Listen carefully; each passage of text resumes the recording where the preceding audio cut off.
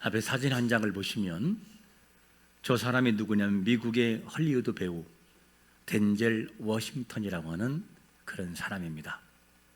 저 사람이 2002년 아카데미 시상식에서 나무주연상을 받았어요. 대단한 상이죠. 그리고 난 다음에 저 사람이 영광의 자리에 많이 섰어요. 그랬던 그가 시상식에서 뭐라고 고백하냐면 저 앞의 내용처럼 저는 하나님께 감사드리기 위해 이 자리에 섰습니다. 저에게 이렇게 능력을 주시고 축복해 주시고 바로잡아 주시고 꼬집어 주시고 가르쳐 주시고 훈육해 주시고 은혜를 허락해 주셨습니다. 한 척의 배가 되어서 전 세계가 각 사람들을 만날 수 있도록 말입니다. 이렇게 고백을 했습니다. 이런 고백을 하는데 저런 고백하는 것이 쉬운 일이 아니에요. 우리가 어떤 상황에서 어떤 자리에 서게 될 때 하나님의 영광을 위한 고백을 들을 수 있는 삶을 살아가시기를 축원합니다. 내가 어떤 자리에 있을 때 어떤 상황에 있을 때 하나님 당신 나를 사용하셨습니다라고 하는 고백이 우리에게 분명히 있어야 돼요. 저 덴젤 워싱턴이 저런 신앙 고백이 나온 것은 그냥 나온 게 아니었어요. 저의 아버지가 목회자인데 철저한 신앙으로 훈련했기 때문에 저런 고백이 나왔던 것입니다. 그의 영광의 자리에서 하나님을 높이고 자랑했어요. 이거 쉬운 일이 아니라고요. 믿음이 있는 자만이 할 수 있는 고백입니다. 반면에 25년 1월 5일 날 LA에서 할리우드 골든 글로브 시상식이 있었어요. 그 시상식에서 사회를 보던 이 사람이 하나님을 조롱하는 언어를 사용하는 것을 보게 됩니다. 그리고 그곳에 함께한 사람들이 함께 조롱한 소리에 막 웃기 시작을 해요. 사회자가 농담 섞인 말로 누가 가장 과연 많이 이렇게 지지를 받고 이름을 많이 불렀을까라고 하는 이 내용을 얘기하면서 이런 이야기를 해요. 누가 가장 언급되었을까요? 그러면서 하는 말이 출연진과 제작진이 11번 언급돼서 선두를 달리고 있습니다. 그리고 엄마들은 3번 언급되며 강세를 유지하고 있습니다. 그 다음에 말이 중요해요. 하지만 우주를 창조하신 하나님은 언급이 제로, 없습니다. 이런 얘기를 하는 거예요. 하나님의 이름은 전혀 언급이 없다. 여기에 빗대가지고 하나님을 완전히 추락시키는 하나님의 이름을 망령되게 만드는 일이 있었어요. 하나님의 이름이 얼마나 망령되게 내려갑니까? 여러분들이 이름을 어디 가서 그렇게 깎아내리면 어떻게 되겠습니까? 너무 하나님 마음이 아팠을 거예요.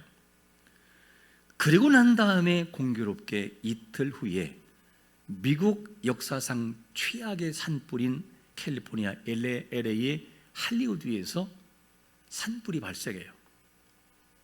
2005년 1월 7일부터 돌풍이 불기 시작하는데 걷잡을 수 없는 그런 사태가 벌어지기 시작을 합니다. 그것도 미국의 최고의 산불로 기록이 돼요. 이 산불의 피해를 종합해 보니 44조 원 정도. 이야, 대단한 거죠. 우리가 이것을 보면서 불은 날 수 있어요. 그런데 과연 이것이 우연이라고만 할 수 있을까 하는 질문이에요.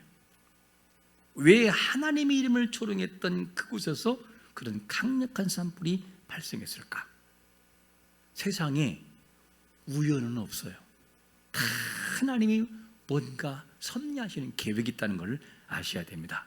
그래서 다양한 일을 경험할 때 우리는 하나님의 사인이라고 하는 측면을 볼 수 있어요. 사인. 하나님이 경고하시고 사인하신다. 이걸 볼 수 있어야 됩니다. 지금 최근에 대통령 탄핵부터 시작해서 나라가 어지럽고 많은 국민들이 불안을 떨고 있습니다. 이러한 모든 배후에 하나님의 경고하심이 있다고 하는 것을 잊지 말아야 돼요. 위기를 우리가 반드시 읽을 수 있어야만 됩니다. 우리가 이런 나라의 어려운 문제를 보면서 해결 방안은 없을까 하는 질문이에요. 어떻게 해야 이 하나님의 경고하심에 대비할 수 있는 것일까 하는 질문입니다. 대비. 믿음의 사람들은 하나님의 뜻대로 살지 못한 것을 이러한 과정을 보면서 철저히 회개할 수 있는 믿음이 생성되시기를 축원합니다. 우리가 회개해야 돼. 우리 모두가. 위기를 넘길 수 있는 사람은 누구냐?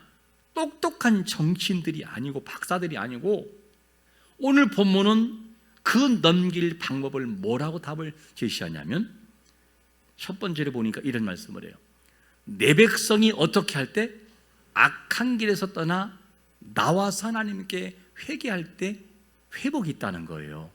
14절을 한번 같이 읽어봅니다. 시작. 내 이름으로 일컫는 내 백성이 그들의 악한 길에서 떠나 스스로 낮추고 기도하여 내 얼굴을 찾으면 내가 하늘에서 듣고 그들의 죄를 사하고 그들의 땅을 고칠지라. 이 내용을 보면 오늘 본문의 배경이 어떤 배경이냐면, 솔로몬이 성전을 건축하고 난 다음에 낙성시, 우리말로 말하면 헌당 예배를 드리는 거예요. 그 가운데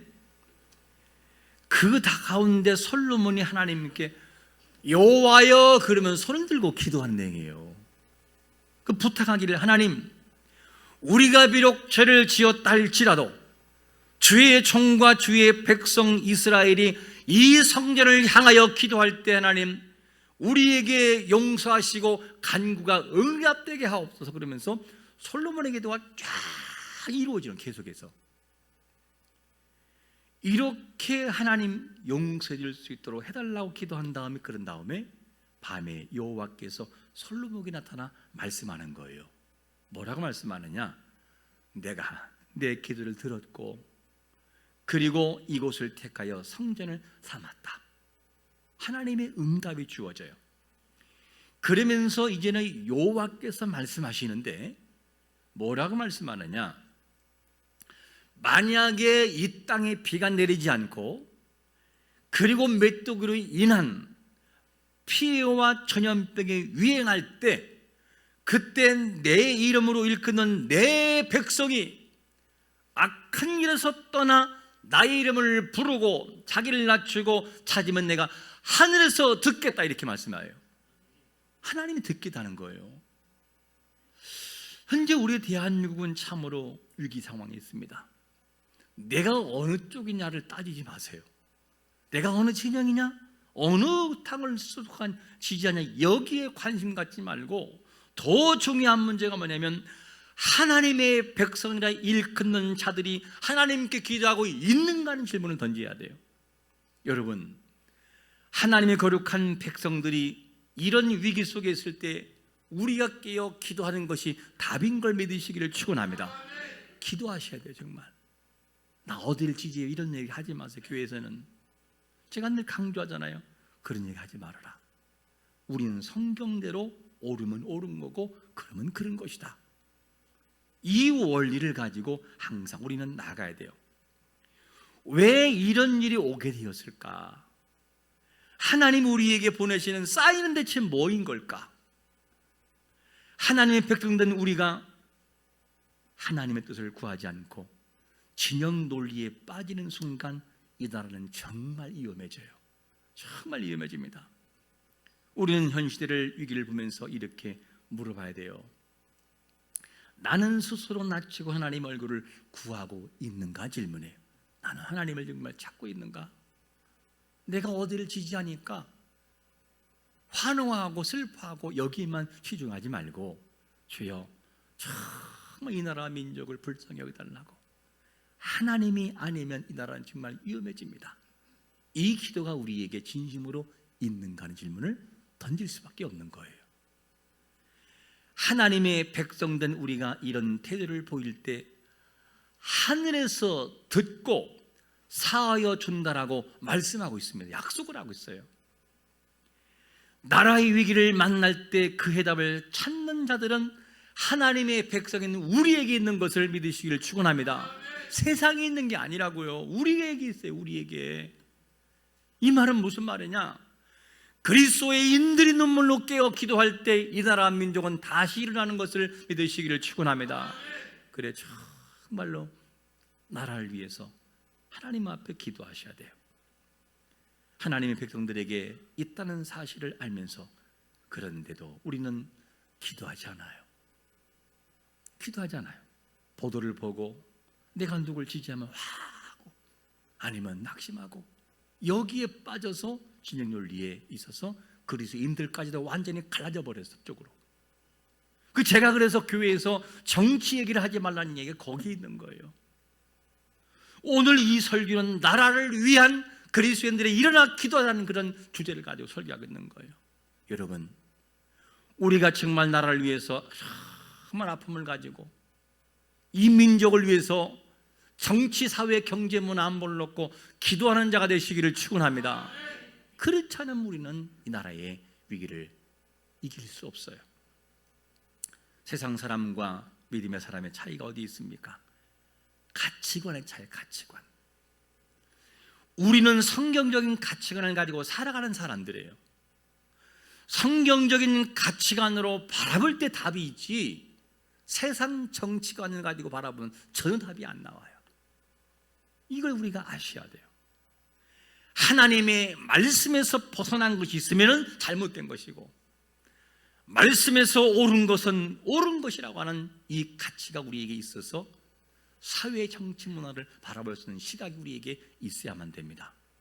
그래야 답이 있다는 거죠. 하나님은 분명히 공의의 하나님이시면서 우리의 선악을 살피신 분이라는 거예요. 살피셔요. 그렇다면 우리 자신들이 진영 논리에 빠져 좋아하고 슬퍼할 것이 아니라 이 나라와 민족을 위해서 회개하고 통회하며 하나님께 기도하는 것이 우선인 것을 믿으시기를 축원합니다. 이게 우선이라고요. 이 자세가 우리에게 있어야만 됩니다. 그래서 나라를 위해서 기도할 때 처음부터 많이 하려고 하지 마세요. 안 그러면 한 번 하고 다 넘어져 버려요. 그러면 힘들다고요. 앞에 사진 한 장을 보실까요? 저 책은 브라이언 트레이시라고 하는 사람이 쓴 하나의 동기부여에 관한 책이에요. 근데 그 책 제목이 참 흥미로워요. 행동하지 않으면 인생은 바뀌지 않는다. 행동하지 않으면 인생은 안 바뀐다는 거예요. 그는 어떤 사람이냐, 시급 300원짜리로부터 시작해서 쭉 알바해서 나중에는 어느 정도까지 오르느냐, 한 번 그 사람이 참여하면 일단 얼마냐? 8억. 8억이에요. 8억 한 번이 1년이 아니고 한 번 참석하는데 이 정도의 대단한 세계적인 강연자고 그리고 전설적인 인물입니다. 그가 이렇게 위대한 인물이 되기까지 그 과정에서 배운 지혜를 살짝 언급하는데 뭐라고 말하냐? 성공한 사람들은 결코 동기부여에만 의존하지 않는다. 그들의 비밀은 바로 작은 행동의 반복이다. 이렇게 표현돼요. 작은 행동의 반복. 하나님 앞에 예배하고 하나님을 찬양하는 말씀을 내가 읽는 반복이 함께 이루어질 때 우리에게는 변화가 가져와요. 큰 것이 아니고 그러면서 뭐라고 말하냐? 하루에 5분 실천해봐라. 5분 딱. 그리고 3일 프로그램을 한번 가동해봐라. 그러면 달라질 것이다. 할 수 없는 계획을 세우지 말고 우리가 나라 위기를 바라보고 기도할 때 기도하라 그러면 기본적으로 사람들은 1시간 기도를 생각할 때가 많아요. 그렇게 처음부터 안 하던 사람이 못해요. 여러분 하루에 한 번씩 1시간 동안 와서 기도할 수 있을 것 같아요? 그럴 때 이렇게 무리한 계획을 세우지 말고 실제 할 수 있는 계획을 세워보라는 얘기죠. 어떻게? 아침, 점심, 저녁이라고 하는 시간을 계산하고 아침에 일어나서 첫 출발이 1분 기도를 한번 해보세요. 1분 기도. 하나님, 이 나라와 민족의 위기 세상에 맡길 수 없습니다. 역사의 주관자이신 하나님, 이 나라를 불쌍히 여겨달라고, 나의 기도를 들어달라고, 하나님의 민족을 불쌍히 여달라고 1분 기도할 수 있잖아요. 그 점심으로 가요. 점심 먹고 커피 마시면서 딱 커피를 보는 순간 1분 기도.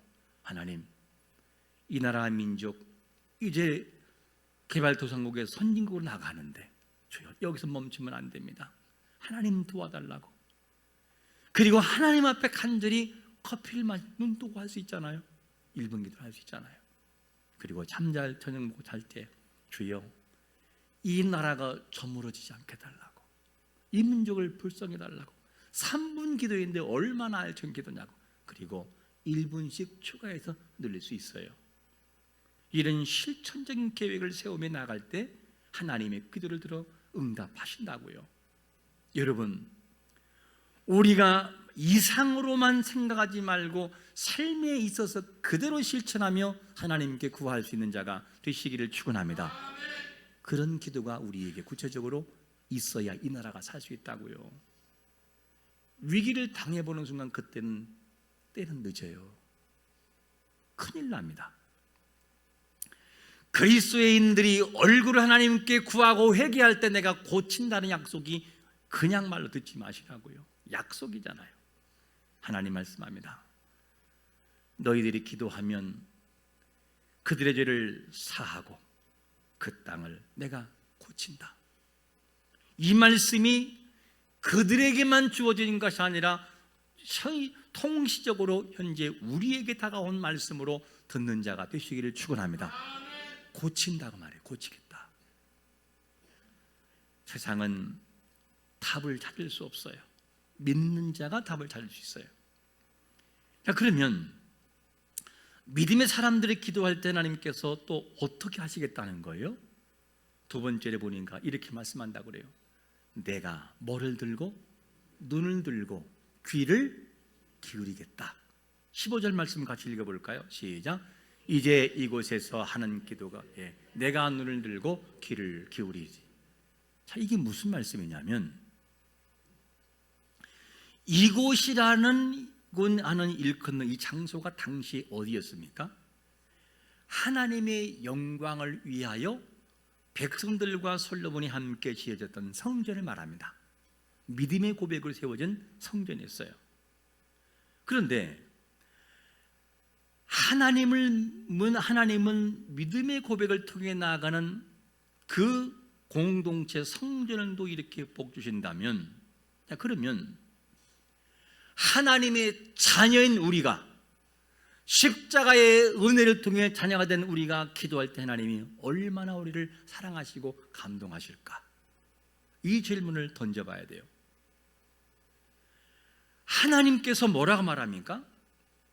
솔로몬과 백성들이 믿음을 통해 세워진 성전에서의 기도를 내가 들으시고 그곳에 마음을 두신다고 한다면 우리는 누구냐? 하나님 아버지께서 당신의 아들을 십자가상에 주고 우리를 살렸어요. 그럼 그 사랑이 얼마나 큰 사랑이냐고요. 그런 사랑을 하는 그 하나님의 사랑으로 우리가 하나님의 자녀가 됐어요. 그러면 그 자녀가 하나님하고 이름을 부르며 눈물을 또 흘리며 기도할 때 하나님 마음이 얼마나 아프고 얼마나 쓰릴까? 여러분, 우리는 하나님의 사랑을 너무나 이상적으로만 생각을 해요. 예를 들어 여러분들의 자녀가 2살짜리 어린아이가 이렇게 놀다가 갑자기 꽉 넘어져가지고 앞에 얼굴을 갈고 무릎을 갈고, 그리고 난 다음에 애 울음소리야 위기 상황 따라 다르잖아. 소리가 하고 울잖아요. 그때 뭐라고요? 일어나. 어릴 때 그렇게 넘어져 봐야 큰 사람 된다. 일어나. 이렇게 얘기해요? 세상엔 그런 사람은 없어요. 암만 훈련을 한다고 하더라도 상황을 보고 탁 넘어져서 괜찮으면 때로는 못 보인 채 하지, 그런 상황이 되면 모든 건 다 쫓아내고 뛰어가요. 그리고 애가 피를 흘릴 때 어떡하죠? 어떻게 할 수가 없어요. 막 가슴이 저리고 어떻게 할지를 몰라요. 애를 꽉 안고 어떻게 할지 그냥 안고 뛸 거야 아마. 그리고 울면서 뛰어, 울면서. 그게 누구냐? 우리의 마음이라고요. 부모, 자식을 둔 부모의 마음이에요. 근데 우리는 하나님을 어떻게 생각하느냐? 그런 분이 아니라고 생각을 해요. 여러분, 인간을 창조하시고 우리 마음 속에 당신의 마음을 주신 이가 여호와이세요. 그러면 누구 사랑이 더 크겠어요? 우리는 하나님을 따라갈 수 없어요. 그 사랑을. 큰 사랑이 있는데 우리는 뭐냐? 그걸 안 믿는다고요. 아니, 내가 내 자식이 넘어지면 울며 어떡할지 몰라하는 우리를 보면서도 그 하나님의 사랑이 어떤지를 모른다고요.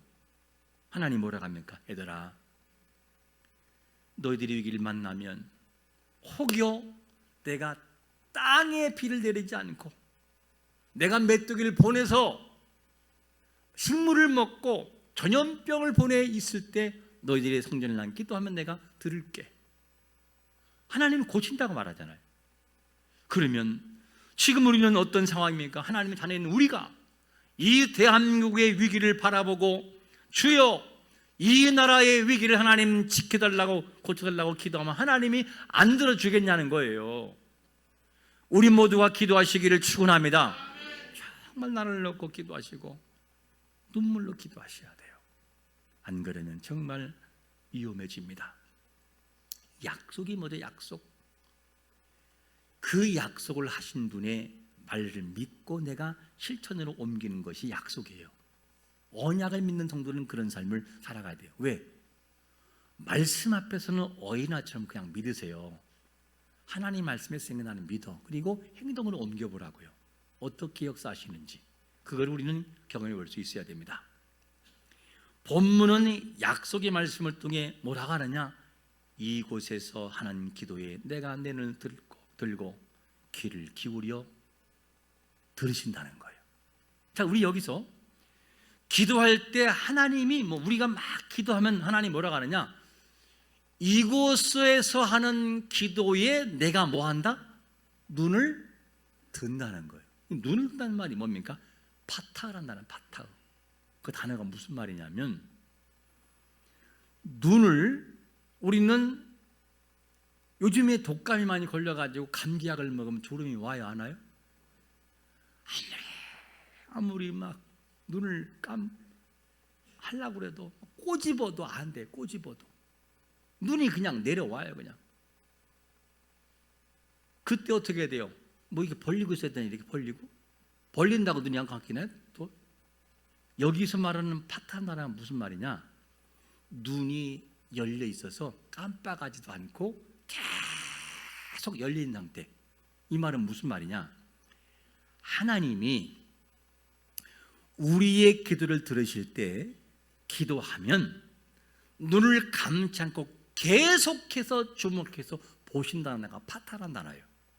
여러분, 우리가 주여 하고 눈물로 기도할 때 그분은 나를 바라보시고 주목하시는 것을 믿으시기를 축원합니다.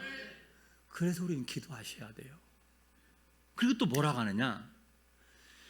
하나님께서 귀를 기울이신다라는 말은 무슨 말이냐?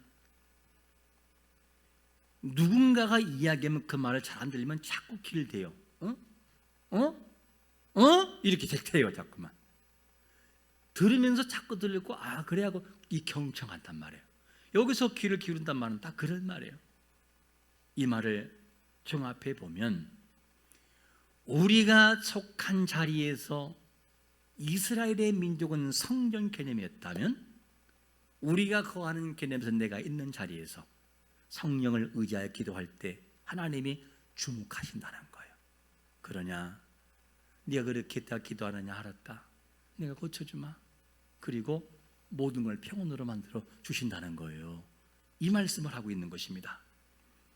사람은 이렇게 얼굴을 바라보고 이야기를 합니다. 근데 이야기를 하면서도 생각에 딴 데가 있으면 그 얘기를 들어요? 못 들어요? 못 들어요. 생각에 빠져서 빨리 안 들으면 어떡하지? 그래서 놓쳐요. 그러면 좀 이따 계속 이야기하면 잠깐만 다시 한번 얘기해 줄래? 이렇게 물어요. 다시 얘기해 달라. 왜? 놓쳤기 때문에. 사람은 이렇게 놓칠 때가 있어요. 하지만 하나님은 완전하신 분이기 때문에 단 하나도 놓칠 일이 없음을 믿으시기를 축원합니다. 그분은 다 듣고 있고 보고 있다는 거예요. 그 얘기를 눈을 들고 귀를 기울인다, 이렇게 우리에게 표현하고 있어요. 우리가 위기의 순간에 있을 때 하나님께 나가 기도해야 되는 이유가 또 어디 있느냐? 16절은 이렇게 말씀합니다. 이는 내가 이미 이 성전을 택하고 거룩하게 하여 내 이름을 여기에 영원히 있게 하였습니다. 내 눈과 마음이 항상 어디에 있어요? 여기 있다는 거예요. 무슨 말이죠? 이 성전을 향해 너희들이 기도하고, 그렇게 기도하면 내가 항상 그곳에 향하는 기도를 내가 드릴 것이다, 이 얘기를 하는 거예요. 여러분, 하나님께서 성전에 눈과 마음이 있다면 우리 하나님의 자녀인 우리를 향해서는 어떤 관심을 가질까? 자기 아들을 줘도 아깝지 않을 정도의 가치인 우리를 향한 그 사랑은 우리가 하나님께 아버지라고 기도할 때 어떤 반응을 보일까 하는 질문을 던져야만 됩니다. 하나님은 눈을 깜빡하지 않고 집중하시고 귀를 기울이신다는 거예요. 그 자녀가 기도할 때. 우리나라는 지금 참 위기 가운데 있습니다. 많은 사람들이 자신의 주장이 옳다고 주장하지만 하나님 앞에 기도하는 사람은 많지 않아요. 왜 기도하는 사람 많지 않다고요? 하나님의 뜻이 어디 있냐가 중요한 것이 아니라 내 의견이 먼저 중요해요. 내 의견, 내 뜻이 이거라고 생각을 하고 하나님의 뜻 중요하지 않다는 거예요. 그건 기도를 안 하는 거예요. 그러다 보니 더욱 혼란 속에 빠지고 맙니다. 이 혼란의 전국을 바라보고 하나님의 사인이 있음을 아셔야 돼요. 내가 기도할 때구나. 그리스도인들이 천만이라는 그리스도인이 일어나 정말 나라를 놓고 기도해야 되는 거구나. 이 사인을 우리가 찾아야만 됩니다. 내 생각보다 하나님의 뜻이 중요하다고요. 뜻, 메시지가 중요해요. 소돔과 고모라가 멸망할 때 유황불이 내리기 전에 롯의 두 딸의 사위될 될 사람들에게 소돔성이 멸망한다, 그러니까 빨리 피해라, 이렇게 하나님의 뜻을 전해요. 뜻을. 근데 사위될 사람들은 자기 뜻을 주장을 해요. 그 뭐라고 표현하고 있냐면 창세기 19장 14절에 보니까 이런 말씀을 합니다. 롯이 나가서 그 딸들과 결혼할 사위들에게 말하여 이르기를 여호와께서 이 성을 멸하실 터이니 너희는 일어나 이곳을 떠나라 하되 그의 사위들은 뭐라고요? 누구의 뜻을 펼쳐요? 자기 뜻. 여호와의 뜻은 전혀 반영되지 않아요. 현 시대 속에서 우리에게 해야 할 것이 뭐냐면 여호와의 뜻이 반영이 돼야 돼요. 어떻게? 나라의 위기를 바라보고 진영의 논리에 빠지지 말고 하나님께 나와 기도하는 하나님의 뜻을 구하며 나갈 때 하나님이 고친다라는 뜻을 먼저 듣는 자가 되시기를 축원합니다. 이거를 기억하라고, 이거를요. 그래야 나라가 산다는 거예요. 우리가 할 것이 무엇입니까? 하나님은 사랑의 하나님이시지만 악을 미워하신 분이라는 걸 잊지 말아야 돼요. 그래서 시편 5편 4절과 6절에서 이렇게 말씀합니다. 주는 죄악을 기뻐하는 신이 아니시니 악이 주와 함께 머물지 못하며 오만한 자들의 주의 목전에 서지 못하리이다. 주는 모든 행악자를 미워하시며 거짓말하는 자들을 멸망시키리이다. 여호와께서는 이 피 흘리기를 즐기는 자와 속인 자를 싫어하시나이다. 하나님 싫어한다는 거예요. 믿는 우리가 하나님 뜻을 모르고 자신의 고집대로 살아가면 그때는 희망이 없다는 거예요. 그 하나님은 죄악을 미워하기 때문에 행악자를 미워하신다는 거예요. 속인 자를 미워하신다는 거예요.